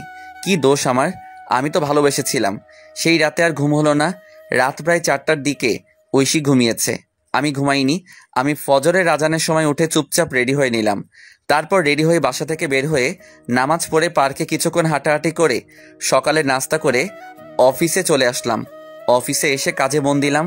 আর একটু পর রাফা আসলো আর আমাকে বলল, দুপুরে থানায় যেতে বলছে। তার মানে একদিনের মধ্যে কাজ শেষ? দেখতে হবে না জামাইটা কার। আমি আজকে চলে যাব রাতে। আজকেই যেতে হবে? কালকে তো ঐশীর জন্মদিন। আর শোন, ঐশী যে ছেলেটার সাথে কথা বলে তার নাম সানি, বাসা এই জায়গায়। আরে ওই ছেলের ঠিকানা দিয়ে আমি কি করব? তবুও জেনে রাখ, আর ছেলেটা ভালো না। ও শোন, তুইও সাথে যাবি থানায়? না। আচ্ছা ঠিক আছে, এখন কাজ কর। এরপর রাফা চলে গেল আর আমিও কাজ করতে লাগলাম। কাজ করতে করতে দুপুর হয়ে গেল। তারপর স্যারের রুমে গেলাম। স্যার বলল, এই না তোমার টিকিট, ভোর 4টায় বাস ছাড়বে। আর এই যে ফাইল, আর এখানে তোমাকে রাজু নামে একটা ছেলে রিসিভ করবে। ওকে স্যার, এই নিন এই মাসের সমস্ত হিসাব, আর পিয়নের দিকে একটু খেয়াল রাখবেন, লোকটা সুবিধার না। আচ্ছা, আর যাওয়ার সময় আমার বাসা হয়ে যেও। ওকে স্যার, যাই তাহলে। এরপর স্যারকে বিদায় দিয়ে রাফাকে নিয়ে থানায় আসলাম। থানায় এসে সোজা ভাইয়ার কেবিনে গেলাম। দেখি ভাইয়া কাজ করছে। আমাদের দেখে ভাইয়া ভিতরে যেতে বলল। আমরা গিয়ে বসলাম আর উনি বললেন, শাহরিয়ার, এই নাও ফাইল, এখানে সমস্ত সম্পত্তির কাগজপত্র আর দলিল আছে, আর ঐশীর কাকা কাকি এখন জেলে। আমি ফাইল নিলাম আর বললাম, ধন্যবাদ ভাই। এবার বলো কি খাবে? আজকে বাসায় চলো, তোমার খবর আছে। আমি কি করলাম? তখনই রাফা চলে গেল। আমি বললাম, ভাই রেগে আছে কেন? কালকে বাসায় যায়নি। ও আচ্ছা, আর ভাই আজকে রাঙামাটি যাচ্ছি। ও আচ্ছা, আর খুব তাড়াতাড়ি যাচ্ছে হওয়া। তাই নাকি? এই রাফাকে বলবে না, আমি গিয়ে সারপ্রাইজ দিব। ওকে তাহলে যাচ্ছি, আর দোয়া চাই। ওকে, আল্লাহ হাফেজ। এরপর বিদায় নিয়ে চলে আসলাম। আমি আর রাফা অফিসে আসলাম। অফিসে এসে কাজ করতে লাগলাম আর মোটামুটি সবার কাছ থেকে বিদায় নিলাম। এভাবে অফিস টাইম শেষ হলো। আমি স্যারের সাথে আরও কিছু কথা বলে বাসার দিকে যেতে লাগলাম। যাওয়ার সময় একটা গোলাপ কিনলাম। বাসায় যেতে প্রায় সন্ধ্যা হয়ে গেল। আমি গিয়ে কলিং বেল দিলাম। তারপর ঐশী এসে দরজা খুলে দিল। আমি গোলাপটা আগেই লুকিয়ে রেখেছি। আমি চুপচাপ ভিতরে চলে গেলাম। ভিতরে গিয়ে ফাইলটা আলমারিতে রেখে ফ্রেশ হতে চলে গেলাম। ফ্রেশ হয়ে এসে দেখি আজকে আর তেমন কোনো কথা বলছে না। হয়তো এতক্ষণ এই ছেলের সাথে কথা বলছিল, আর আমি এসে বিরক্ত করলাম। আমি ভাবলাম এখন বাসায় কি করব, তাই ভাবলাম বাহির থেকে হেঁটে আসি। যেই ভাবা সেই কাজ। আমি বাহিরে চলে আসলাম। আমি চাচার দোকানে আসলাম। এসে চাচাকে চা দিতে বললাম আর চাচার সাথে গল্প করতে লাগলাম। আর তখনই আমার ফোনে কল আসলো। আমি ফোনটা বের করে দেখি সাকিব ফোন দিয়েছে। আমি কলটা রিসিভ করলাম। কিরে, কি অবস্থা? শালা, একদিন আমাকে ফোন দিয়েছিস? আরে অনেক বিজি থাকতে হয়। শুনলাম রাঙামাটি যাচ্ছিস। রে, কি হয়েছে বলতো? বাদ দে না, কি দরকার? আমাকে বন্ধু ভাবলে বল। শোন তাহলে। এরপর আমি আমার সাথে ঘটে যাওয়া সবকিছু সাকিবকে বললাম। সব শুনে সাকিব বলল, দোস্ত, তোকে সান্ত্বনা কিভাবে দিব, আমার ভাষা নেই। বাদ দে। আর দেশে আসবি কবে? আরো 2 বছর পর। ও আচ্ছা। এরপর সাকিবের সাথে আরো কথা বলে ফোন কেটে দিলাম। আর চাচার সাথে কথা বলতে বলতে রাত 10টা বেজে গেল। আমি চাচাকে বিদায় দিয়ে বাসার দিকে যেতে লাগলাম। আমি রাস্তা দিয়ে হেঁটে যাচ্ছি আর তখন দেখি কিছু ছেলে একটা ছেলেকে মারছে। আমি তাদের কাছে গেলাম।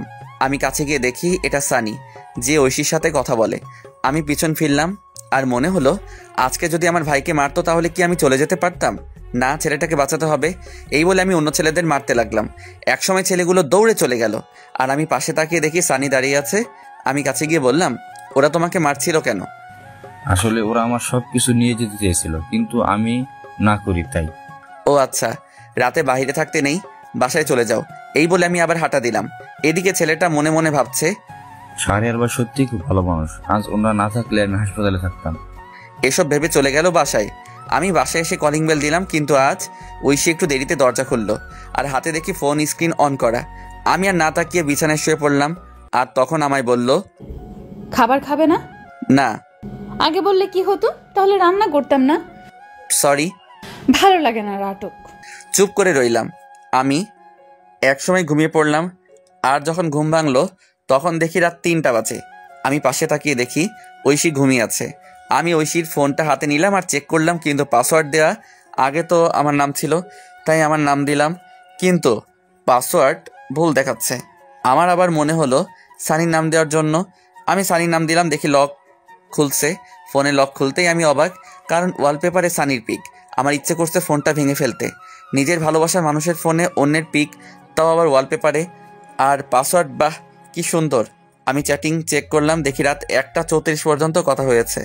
আমি ফোনটা রেখে দিলাম। তারপর টেবিলে বসলাম আর একটা কাগজ নিলাম আর লিখতে লাগলাম, পাগলি, তুই যখন এই চিরকুটটা পড়বে তখন আমি অনেক দূরে থাকবো। তোমাকে অনেক ভালোবেসেছিলাম, নিজের সবটা উজাড় করে দিয়েছিলাম, কিন্তু যেদিন দেখলাম তুমি অন্য কারোর সাথে পার্কে বসে আড্ডা দিচ্ছ, তখন মনে হয়েছিল আত্মহত্যা করি, কিন্তু কেন করিনি জানো? ওই যে মহাপাপ, এর জন্য বেঁচে আছি, এত ভালোবাসি তবুও বুঝলে না। আর হ্যাঁ, আমি তো তোমার যোগ্য না, আমার চেহারা খারাপ, আর আমি তোমার থেকে অনেক বছরের বড়, তোমার সাথে আমার মিলে না। কিন্তু তুমি যদি প্রথমে না করতে তাহলে এত কষ্ট হতো না। আমি ভুলছিলাম। তোমার বাবার সম্পত্তি তোমায় ফিরিয়ে দিলাম, ফাইলে সব আছে, পারলে সেখানে চলে যেও। আর সানি ভালো ছেলে, তার সাথে নতুন জীবন শুরু করো। দোয়া করি তোমাকে ডিভোর্স দিতে পারবো না, তবে এটা ভেবো না আমি কোনোদিন স্ত্রীর অধিকার নিয়ে সামনে আসবো না। আমি তো ভুলেই গিয়েছিলাম, তুমি তো এখন আর পিচ্চি বউ নেই, তুমি এখন অনেক বড় হয়ে গেছো। ইচ্ছে করছিল শেষবার জড়িয়ে ধরতে, কিন্তু অধিকারটা আর নেই। পাগলি রে, খুব ভালোবাসতাম তোকে। নিজের খেয়াল নিও, আর সানিকে কষ্ট দিও না। ছেলেটার বয়স অল্প, হয়তো সামলাতে পারবে না। চলে গেলাম বহুদূরে, এখানে তুমি নামক কেউ থাকবে না, আর নিজের স্বপ্ন পূরণ করবা। আর লিখতে পারছি না, ভিতরটা ফেটে যাচ্ছে।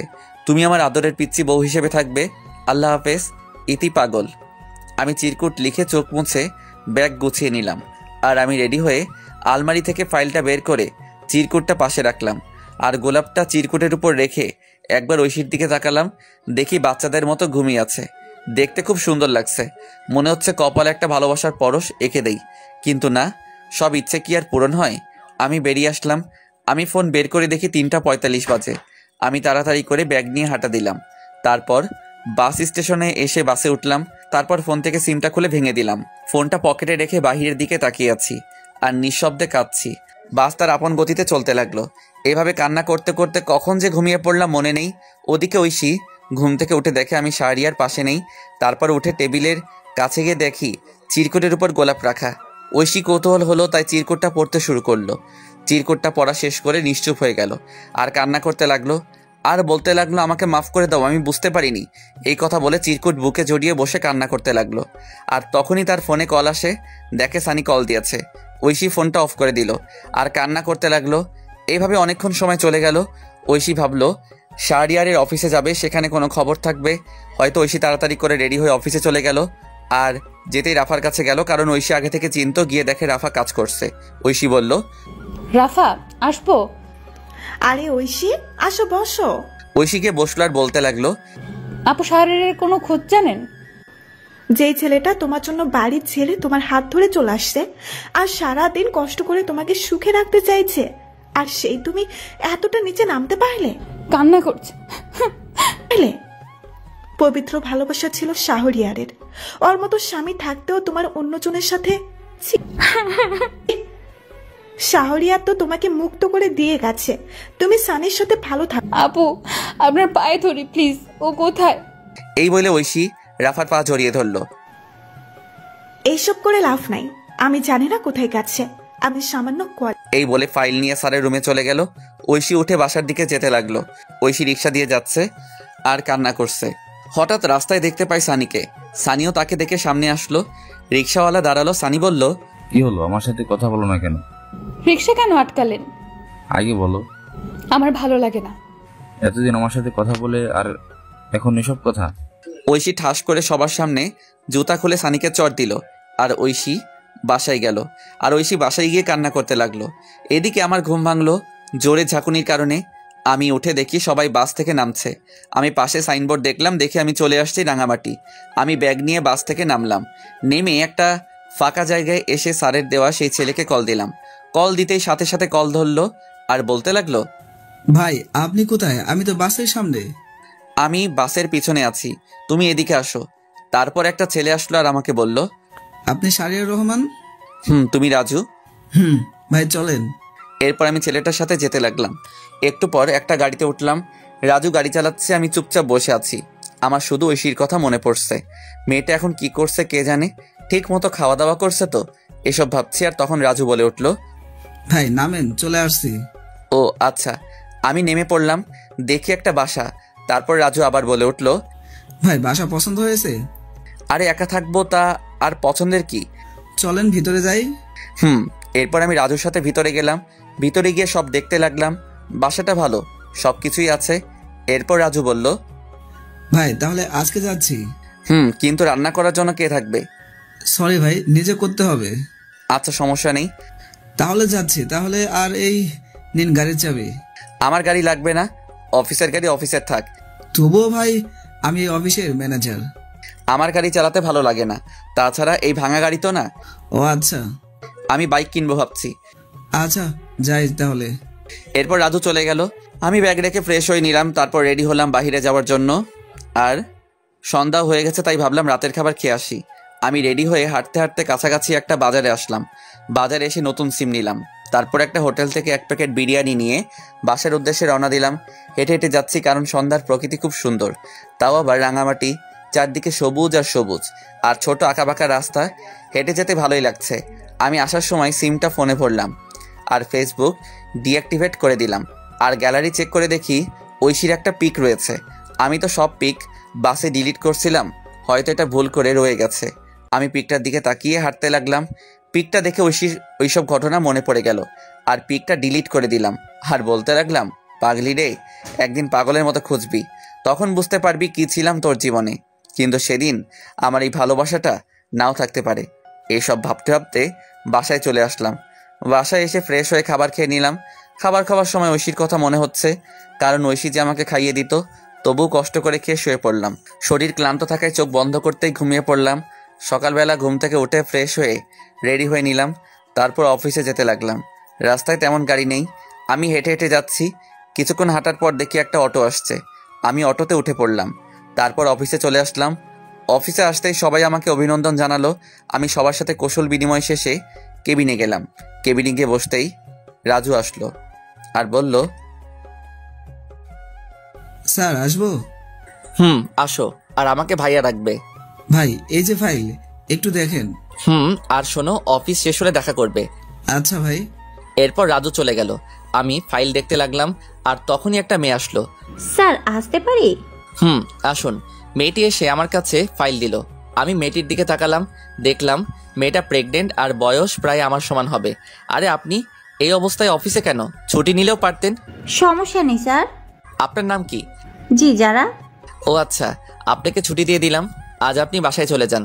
ধন্যবাদ স্যার। স্যার বলে ডাকবেন না, ভাই বললে খুশি হব। আচ্ছা ভাইয়া। আমি রাজুকে বলে দিচ্ছি, ও আপনাকে নামিয়ে দিয়ে আসবে। তার দরকার নেই। আরে কি বলেন, যেটা বলছি এটাই শেষ কথা। এরপর আমি ফোন দিয়ে রাজুকে বলে দিলাম। তারপর আমি আমার কাজ করতে লাগলাম। কাজ করতে করতে কখন যে দুপুর পার হয়ে বিকাল হয়ে গেল। তারপর আমি উঠে বের হলাম, আর তখন রাজু বলল, ভাই অফিস তো শেষ, আপনি বলছিলেন দেখা করতে। একটা বাইক কিনবো, চলো ব্যাংকে যাই। এরপর রাজুকে নিয়ে ব্যাংকে গেলাম। আমার কিছু জমানো টাকা ছিল, আমি টাকাগুলো তুলে নতুন বাইক কিনলাম। বাইকটা বাংলাদেশে নতুন আসছে, এটা এত বছরের সঞ্চয় দিয়ে কিনলাম। অনেক দিনের শখ ছিল নিজের টাকায় বাইক কিনবো, তাই খুব খুশি হলাম। আমাকে খুশি দেখে রাজু বলল, সত্যি ভাই, নিজের টাকার বাইক কিনলে ফিলিংসটা অন্যরকম লাগে। এরপর রাজুকে বিদায় দিয়ে আমি রাতের খাবার বাহির থেকে খেয়ে বাসায় চলে আসলাম। এভাবে বেশ কিছুদিন চলে গেল। এখন আর ঐশীর কথা মনে হয় না, কারণ অফিসের সবার সাথে বন্ধু হিসেবে কথা বলি আর আড্ডা দিই। কিন্তু একদিন আমি অফিসের শেষ করে রাতে বাসার দিকে যাচ্ছি। নীরব রাস্তা, তেমন কোনো মানুষজন নেই। আমি হেডফোন কানে দিয়ে আনমনে বাইক চালাচ্ছি। হঠাৎ রাস্তার পাশ থেকে একটা মেয়ের চিৎকার আসছে।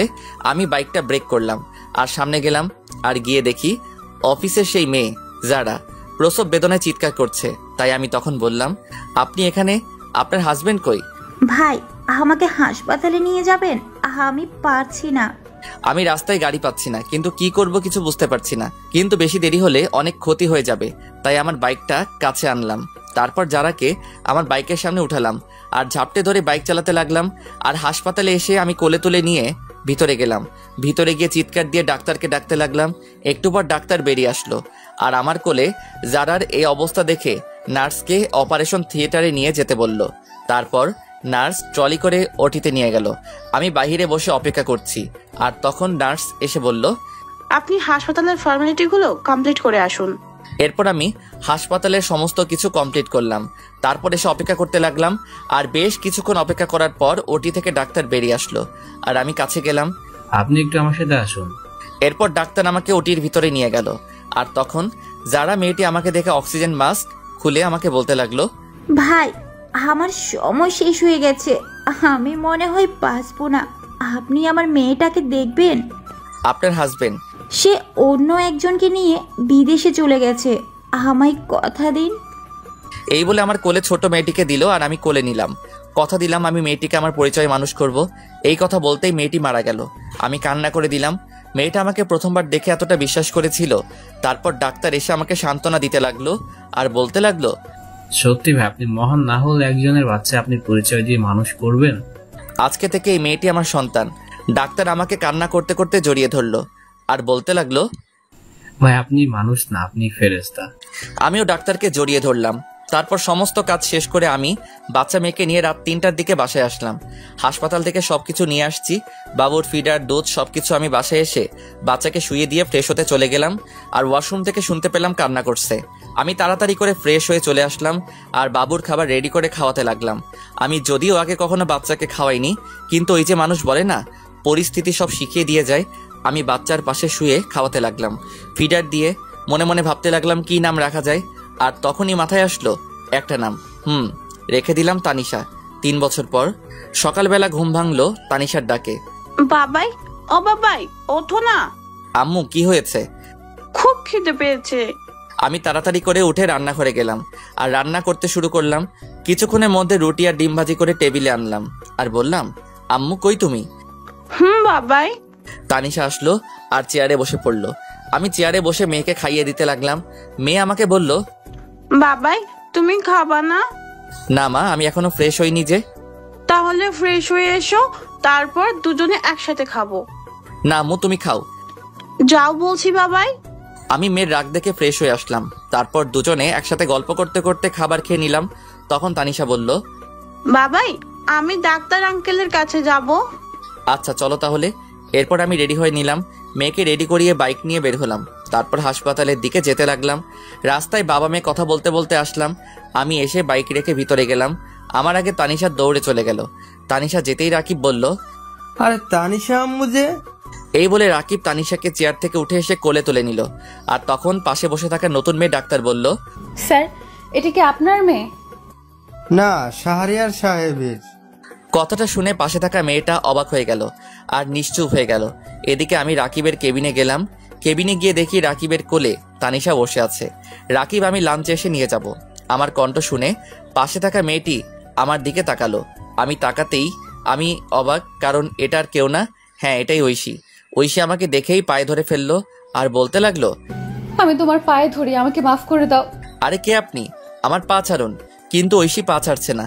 আমি জোর করে ছাড়িয়ে চলে আসলাম আমার বাইকে। ঐশী এসেছিল, কিন্তু আমি জোরে বাইক স্টার্ট দিয়ে অফিসে চলে আসলাম।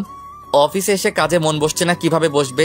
পুরনো ভালোবাসার মানুষকে দেখে ওদিকে ঐশী রাকিবের কাছে গেল আর বলতে লাগলো, ভাইয়া প্লিজ বলুন, এই হলো আমার হারিয়ে যাওয়া শাহরিয়ার। কি বলো? সে আমাকে রেখে বিয়ে করেছে, তবু আমাকে ক্ষমা করলো না। শাহরিয়ার বিয়ে করেননি? তাহলে মেয়ে? দাঁড়াও বলছি, আগে তানিশাকে ওদিকে পাঠাও। এরপর রাকিব তানিশাকে অন্য একটা নার্সের সাথে খেলতে পাঠালো। হাসপাতালে সবাই তানিশাকে চিনে আদর করে। বাসার পাশে হাসপাতাল হওয়ার কারণে কোনো সমস্যা হয় না। এরপর রাকিব ঐশীকে সবকিছু বলতে লাগলো। সব শুনে ঐশী চুপ করে রইল। ঐশী কোনো কথা বলছে না। তখন আবার রাকিব বলল, ওনার মতো লোক বন্ধু হিসাবে পেয়েছি, এটাই অনেক। ওর বাসার ঠিকানা দেন। এরপর রাকিব আমার বাসার ঠিকানা দিয়ে দিল। এদিকে আমি চেয়ারে হেলান দিয়ে ঐশীর কথা ভাবছি। আমি কি আজও ঐশীকে খুব ভালোবাসি? নিজেকে নিজে প্রশ্ন করলাম। তখনই দরজার কাছ থেকে কেউ বলে উঠল, আসতে পারি স্যার? আমি না দেখে বললাম, আসুন। আমি তাকিয়ে তো অবাক, কারণ এটার কেউ না, এটা রাফা। দোস্ত তুই কেমনে সম্ভব? তোর জন্য আমাকে রাঙামাটি আসতে হলো। তারপর বল, কেমন আছিস? ভালো, তুই? আলহামদুলিল্লাহ ভালো। এবার বল কি খাবি? এখন তোর মাথা, বাকিটা পরে দেখা যাবে। গুড। কতদিন আড্ডা হয় না। ঐশীর সাথে দেখা হয়েছে। আমি প্রশ্নটা শুনে চুপ করে রইলাম। আমাকে চুপ থাকতে দেখে আবার বলল, তোর সাথে গুরুত্বপূর্ণ কথা আছে। বল। তুই ঐশীকে মেনে নে। কি? এটা তুই কি বলছিস? আমি বলছি, কারণটা জানলে তুই কান্না করবি। বল তাহলে শুনি। তুই চলে আসার পর ঐশীর মানসিক অবস্থা খুব খারাপ হয়। দিনের পর দিন না খেয়ে দিন কাটাতো। কি বলিস? তারপর আমি একদিন বাসায় গিয়ে দেখি ফ্লোরে পড়ে আছে। তারপর আমি নিয়ে হাসপাতালে যাই। হাসপাতালে ডাক্তার বলে মানসিক অবস্থা খুব খারাপ, সুস্থ হতে 6 মাস লাগবে। 6 মাস ধরে চিকিৎসা চলছিল, কিন্তু সবসময় শুধু তোর। আমি তাকে আমার সাথে রাখি। আমি তো একটা মেয়ে, আমি বুঝতে পারি সত্যি এখনো মেয়েটা তোকে অনেক ভালোবাসে। আমি নিজে চোখে দেখছি তোর জন্য প্রতিটা রাত কান্না করতো। প্লিজ মেয়েটাকে আর কষ্ট দিস না। এখন আমার খুব খিদে পেয়েছে, খাবো। ওয়েট, আমি রাজুকে ফোন করে বলে দিলাম খাবার আনার জন্য। একটু পর রাজু খাবার নিয়ে আসলো আর খাবার দিয়ে চলে গেল। আমি আর রাফা মিলে খাবার খেয়ে নিলাম। তারপর বললাম, চল বাসায় যাই। পাগল নাকি? একটু পর আমার ফ্লাইট। মানে কি বলিস? তোর ভাতিজা হয়েছে, তাই তার জন্য যেতে হবে আজকেই। তাই নাকি? দোস্ত আমি যাই রে, আর ভাবিকে নিয়ে আসিস। তোর মেয়েকে দেখতে পারলাম না। তুই সব জানিস? তোর মতো বন্ধু সবার কপালে থাকে না। তুই সত্যিই ভালো মানুষ। দোস্ত, আমি চাচ্ছি আমার শহরে যাব। মা বাবা কেমন আছে? গুড। এরপর রাফার সাথে আরো অনেক বিষয় নিয়ে কথা বললাম। তারপর রাফাকে এগিয়ে দিয়ে আসলাম। এভাবে দুপুর হয়ে গেল। আমি দুপুরে বের হলাম আর সোজা চলে আসলাম হাসপাতালে, কারণ মেয়েকে নিয়ে যেতে হবে। তাই আমি এসে রাকিবের কেবিনে গেলাম। কেবিনে গিয়ে দেখি ফোনে কথা বলছে। আমাকে দেখে ফোনটা রেখে দিয়েছে। আমি বললাম, তানিশাকে ডাক দে, বাসায় যাব। বাসায় চলে গেছে। কি বলিস? কার সাথে? বাসায় গিয়ে দেখতে পারবে। আচ্ছা, যাচ্ছি তাহলে। এই বলে যেতে লাগলাম। দরজার কাছে আসতেই রাকিব পিছন থেকে বলে উঠল, এবার আরেকটা তানিশা চাই। এই বলে হেসে দিল। আমি বুঝতে পারছি রাকিব কি বলছে। আমি বাইক নিয়ে বাজারে আসলাম। বাজারে এসে তানিশার জন্য কিছু কিনে বাসায় চলে আসলাম। বাসায় এসে কলিং বেল দিলাম, আর একটু পর কেউ দরজা খুলে দিল। আমি দেখি ঐশী আমাকে দরজা খুলে দিয়ে মাথা নিচু করে দাঁড়িয়ে আছে। আমি চুপ করে ফ্রেশ হতে চলে গেলাম। ফ্রেশ হয়ে এসে দেখি তানিশা ঘুমাচ্ছে। আমি খাবার খাওয়ার জন্য টেবিলে গেলাম। টেবিলে গিয়ে দেখি ঐশী খাবার নিয়ে বসে আছে। আমি টেবিলে বসলাম আর সাথে সাথে ঐশী আমাকে খাবার দিল। আমি খাবার খেতে লাগলাম। ঐশীর দিকে না তাকিয়ে আমি খাবার খেয়ে চলে আসতে লাগলাম আর পিছনে ফিরে বললাম, খাবার খেয়ে নিবেন। কথাটা শুনে ঐশী খুব খুশি হলো আর খেয়ে নিল। আমি এসে ফোন টিপছি। আমি আমার পুরনো আইডি লগইন দিলাম আর লগইন করতে দেখি অনেক মেসেজ। আমি জিহাদের আইডিতে মেসেজ দিলাম আর লিখলাম, দোস্ত, এটা আমার নাম্বার আর 2 দিন পর আমি ফিরছি। এটা বলে আরো কিছুক্ষণ ফেসবুক চালিয়ে ঘুমিয়ে পড়লাম। যখন ঘুম ভাঙলো তখন দেখি তানিশা আর ঐশী বসে বসে হাসাহাসি করছে। আমাকে উঠতে দেখে তানিশা বলল, বাবা জানো, মা আমাকে অনেক আদর করে। তাই? আমি বুঝি আদর করি না? করে। আমি মাকে কোথাও যেতে দিব না। আচ্ছা, খাবার খেয়েছো? মা খাইয়ে দিয়েছে। আমি মার সাথে খেলা করেছি। গুড। আমি তাকিয়ে দেখি সন্ধ্যা হয়ে গেছে। তাই ভাবলাম বাহির থেকে হেঁটে আসি। যেই ভাবা সেই কাজ। আর আশেপাশে কয়েকটি বন্ধু হয়েছে, তাই ভাবলাম আড্ডা দিয়ে আসি। আমি রেডি হয়ে নিলাম। তারপর বের হলাম। বাইক নিলাম না, হেঁটে হেঁটে আড্ডা দিতে গেলাম। আড্ডা দিয়ে রাত 11টায় বাসায় ফিরলাম। বাসায় ফিরে দেখি ঐশী খাবার টেবিলে বসে আছে। আমি যেতেই বলল, এতক্ষণ কই ছিলা? রাত কয়টা বাজে? বাহিরে আড্ডা দিলাম। আমি কখন থেকে বসে আছি। সরি। ঐশী এরপর খাবার খাইয়ে দিতে লাগলো। আমি না করলাম না। খাবার খেয়ে রুমে এসে শুয়ে পড়লাম। একটু পর ঐশী আসলো আর সোজা আমার বুকে আসলো। হচ্ছে কি? কেন বুঝতে পারো না? আমি প্রস্তুত না। আমাকে ক্ষমা করা যায় না? ক্ষমা অনেক আগে করেছি। তাহলে কাছে নিতে সমস্যা কি? ভালো লাগছে না। আমি মানবো না। মেয়ে আছে। আমি সানিকে শুধু বন্ধু ভাবতাম, আর আমার দেহ শুধু তোমার। আমি ঠাস করে চট দিলাম আর সরিয়ে দিলাম। ঐশী নিচে পড়ে গেল। আর তখনই পাশে একটা ফল কাটার ছুরি ছিল, ওটা দিয়ে হাত কেটে ফেললো। আমি সাথে সাথে উঠে পড়লাম আর গালে থাপ্পড় মারলাম। কিসের এত পাগলামি তোমার? তোমার পিচ্ছি বউয়ের অধিকার দাও। আমি তাড়াতাড়ি করে হাত ব্যান্ডেজ করে দিলাম আর বিছানায় শুয়ে দিলাম। ঐশীর উপর এত রাগ হচ্ছে, হাত কেন কাটবে? ইচ্ছে করছে আরো কয়েকটা চট দেই। দাও, তবুও তো তোমার ভালোবাসা পেলাম। উফ, কি যে করি। ঐশী তখন আমাকে ধাক্কা দিয়ে ফেলে পাগলের মতো চুমু দিতে লাগলো। আমি প্রথমে বাধা দিলাম, কিন্তু শুনলো না। একসময় আমিও নিজেকে কন্ট্রোল করতে পারলাম না। হারিয়ে গেলাম ভালোবাসার রাজ্যে। ফজরের সময় ঐশীর ডাকে ঘুম ভাঙলো। এই উঠো, গোসল করো, যাও। আরে ঘুমাতে দাও, পরে মেয়ে উঠে পড়বে। উফ, আর একটু না, এবার উঠো তো, সারা রাত অনেক হয়েছে।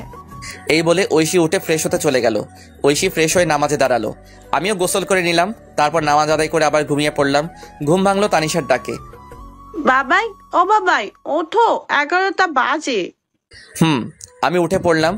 তারপর ফ্রেশ হলাম। ফ্রেশ হয়ে রান্নাঘরে গিয়ে দেখি ঐশী কাজ করছে। দেখি ঐশী অনেক খুশি। আমি কাছে গিয়ে জিজ্ঞেস করলাম, আজ এত খুশি? অধিকার পেয়ে গেছি রাতে। মুচকি হাসি দিলাম। আজকে আমার বাসায় যাব। সত্যি? রেডি হও। আমি তানিশার কাছে আসলাম। এসে বললাম, আম্মু আজকে তোমার দাদার বাসায় যাব। ও তাই? আচ্ছা, আমি রেডি হচ্ছি। তোমার আম্মুর কাছে যাও। ওকে বাবাই। এরপর তানিশা ঐশীর কাছে চলে গেল। আমিও ব্যাগ গুছিয়ে নিলাম। তারপর অনলাইনে টিকিট কাটলাম। বিকেলবেলা সবাইকে নিয়ে বের হলাম।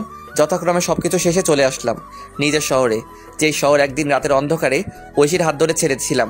তারপর গাড়ি দিয়ে আমাদের বাসার উদ্দেশ্যে রওনা দিলাম। এই কয়েক বছরে চারদিকে অনেক পরিবর্তন হয়ে গেছে। বাসায় যেতে যেতে রাত 8টা বেজে গেল।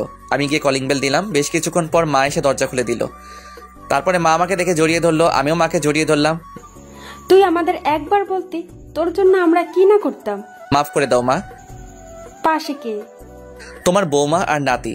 মা গিয়ে ঐশী আর তানিশার সাথে কথা বলতে লাগলো। আমি ভিতরে আসলাম। এসে দেখি বাবা, ভাইয়া, ভাবি আর একটা বাচ্চা ছেলে বসে আছে। আমাকে দেখে সবাই অবাক। তারপর আর কি, সবাই আমাকে ইচ্ছে মতো বকা দিতে লাগলো। অবশ্য মায়ের কথা মেনে নিয়েছে। এখন আমরা খুব সুখী, নেই আর কোনো কষ্ট দুঃখ। তারপর আমি আমার রুমে গেলাম, রুমটা আগের মতোই আছে। আমি গিয়ে ফ্রেশ হয়ে নিলাম, তারপর শুয়ে পড়লাম। শরীর ক্লান্ত থাকে, কখন যে ঘুমিয়ে পড়লাম বুঝতে পারলাম না। ঘুম ভাঙলো ঐশী জড়িয়ে ধরাতে। আমি তাকিয়ে দেখি ঐশী আমার বুকে।